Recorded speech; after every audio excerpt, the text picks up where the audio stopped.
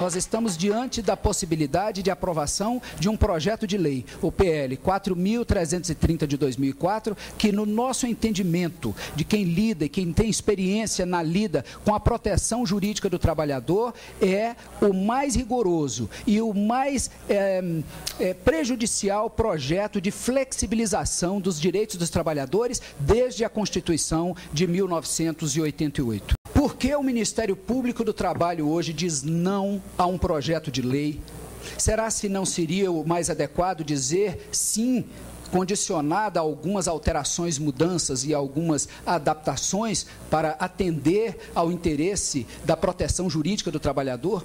Bem, o que nós fazemos aqui hoje é dizer não a um modelo de terceirização que este projeto nos apresenta. O modelo de uma terceirização sem limite. É por isso que dizemos não a esse modelo. Por quê? Porque o projeto 4.330 de 2004, ele propositadamente nos apresenta e nos desafia a um modelo de organização produtiva e empresarial, que é um modelo que esfarcela completamente, fragmenta completamente a cadeia produtiva, entregando quaisquer das atividades de uma empresa à execução por outras empresas terceirizadas. Bem, hoje, qual é o limite da terceirização na iniciativa privada? Aqui faço uma comparação entre o que ocorre na atualidade e o que ocorrerá caso o projeto de lei seja aprovado. Hoje, a terceirização está limitada na iniciativa privada pela súmula 331 do TST, uma construção jurisprudencial de 2 décadas, objeto de uma reflexão longa, né, e amadurecida pela participação de todos os atores envolvidos. E o que diz no inciso 3º? Que é possível terceirizar serviços de vigilância, porque tem lei própria, conservação e limpeza, bem como serviços especializados ligados à atividade meio do tomador, desde que é inexistente a pessoalidade e a subordinação direta. Qual é a proposta do PL 4.330, no seu artigo 2º, inciso 2º? Ele diz que contratada é a empresa prestadora de serviços especializados que presta serviços terceirizados determinados específicos relacionados a quaisquer atividades do tomador de serviço. Então, não deve haver dúvida de que esse projeto pretende ampliar a terceirização para toda e qualquer atividade do setor empresarial, sem qualquer limite. Bem, por que um limite? É a pergunta que nós temos que nos fazer. Terceirização se justifica economicamente para permitir que a empresa se dedique às atividades que constituem a sua vocação principal, ou seja, a sua atividade fim. Por isso, o sistema jurídico hoje lhe permite contratar serviços auxiliares de apoio nas denominadas atividades meio. É bom lembrar que em 1986, o TST baixou uma súmula, na época enunciado, chamado de número 256, que não permitia terceirização, salvo nas situações em que a lei autorizava, como serviço de vigilância, que depois adveio. Serviço temporário à época, não era vigilância, era serviço de atividade temporária. Bem, aí até 1993 houve uma mudança muito grande na economia mundial com a chamada globalização, houve uma imposição da terceirização mundialmente como um fato econômico, e isso fez a jurisprudência, então, flexibilizar a sua posição. Em 1993, adveio a mudança da súmula 331, e então, adveio a súmula 331, né, que passou então a admitir a terceirização nesse modelo que eu acabei de citar. A empresa nacional precisava utilizar-se da prestação de serviço terceirizado naquelas atividades de apoio, para quê? Obter maior eficiência na solução daquelas atividades de apoio e também para que ela pudesse se dedicar à sua atividade principal. Então, essa concessão foi feita e foi apreendida, percebida pela Justiça do Trabalho, porque naquele momento a terceirização era um fato econômico inevitável, mas dentro de um limite civilizatório, que é o limite que vigora até hoje. Por que a terceirização na atividade fim ela é intolerável na perspectiva do Ministério Público do Trabalho, na perspectiva do Ministério do Trabalho e Emprego?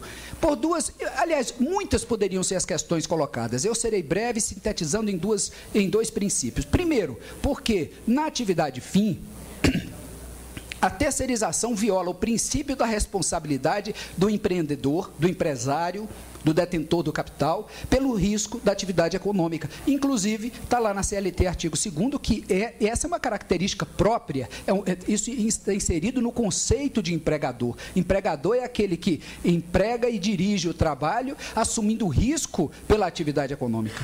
A terceirização, quando ela é empregada na atividade finalística, ela isenta praticamente o empreendedor de assumir esse risco, e o risco é advindo da contratação da contratação dos seus trabalhadores e da assunção de todas as garantias que a Constituição Federal, né, lhe assegura em seu artigo 7º. Depois, a terceirização esvazia muito a eficácia dos direitos fundamentais dos trabalhadores. E vocês me perguntariam, mas vem cá, o trabalhador terceirizado não tem o mesmo direito lá do artigo 7º da Constituição, da CLT, que tem o trabalhador direto de uma empresa? O problema, gente, não está na declaração de direitos, está na eficácia desses direitos. Porque a terceirização reduz a eficácia desses direitos. Por quê? Primeiro, porque ele reduz o valor da remuneração.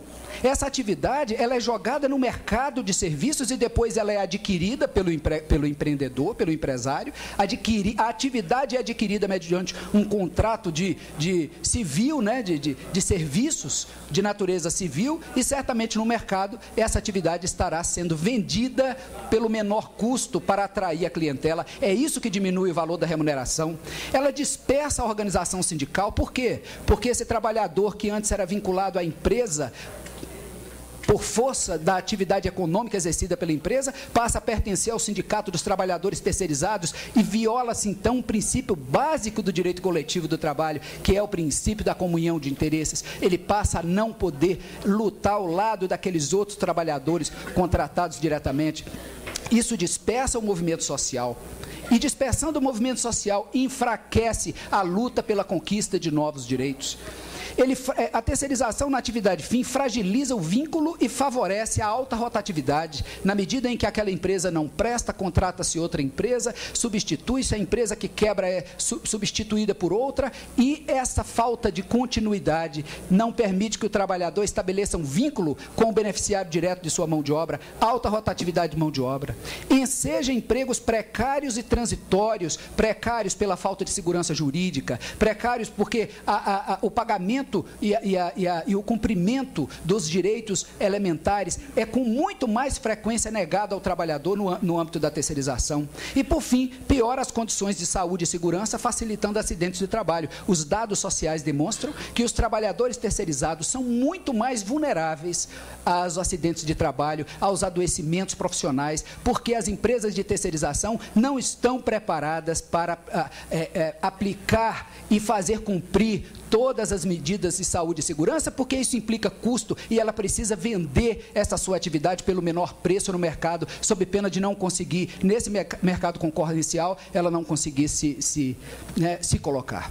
Esse projeto não prejudica apenas o trabalhador brasileiro, estabelece um novo marco de relação sem responsabilidade e sem controle no mundo do trabalho, que prejudicará certamente toda a sociedade brasileira.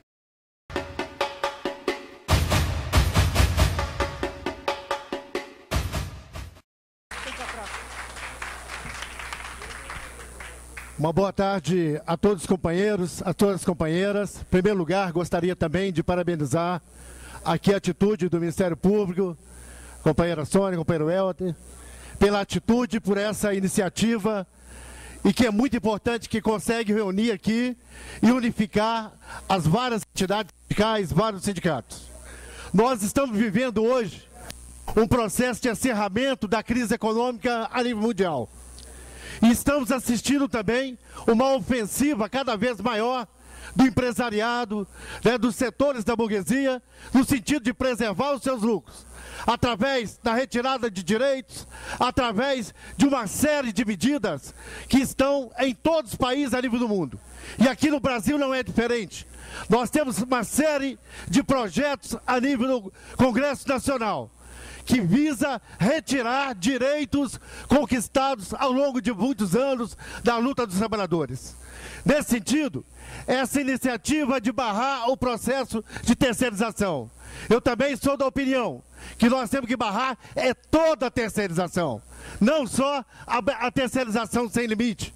Nós vivemos dentro do setor metalúrgico, eu sou metalúrgico, nós vivemos com a terceirização irregular, uma série de acidentes de trabalho, uma série de mortes dentro da siderurgia, a questão do trabalho escravo, na questão da carvoaria, os acidentes de trabalho na mineração, os acidentes de trabalho na construção civil. E quando a gente vai ver, esse acidente, a maioria, são de setores terceirizados, precarizados, empresas gatos que estão dentro do setor privado. Agora, o capital não está contente apenas de terceirizar dentro do setor privado. Agora ele vai para a empresa estatal, agora ele vai para o serviço público, ou seja, é uma ofensiva generalizada em cima dos trabalhadores. Nesse sentido, a CSP Colutas já manifestou na marcha no dia 24, em Brasília, a sua posição contrária à retirada de direitos, a questão também da terceirização, a questão do ACE, que também está como proposta no Congresso Nacional, que também visa retirar direitos dos trabalhadores. Nós manifestamos no dia 24 e estamos somando aqui, já dizendo bem claro, a CSP Colutas é parte dessa iniciativa e vai se somar junto com as centrais, se somar também ao abaixo-assinado do Ministério Público e vamos fazer o que for possível de mobilizar o conjunto dos trabalhadores, junto com as centrais sindicais, junto com o movimento popular, junto com o Ministério Público, para barrar de vez a retirada de direito. Muito obrigado.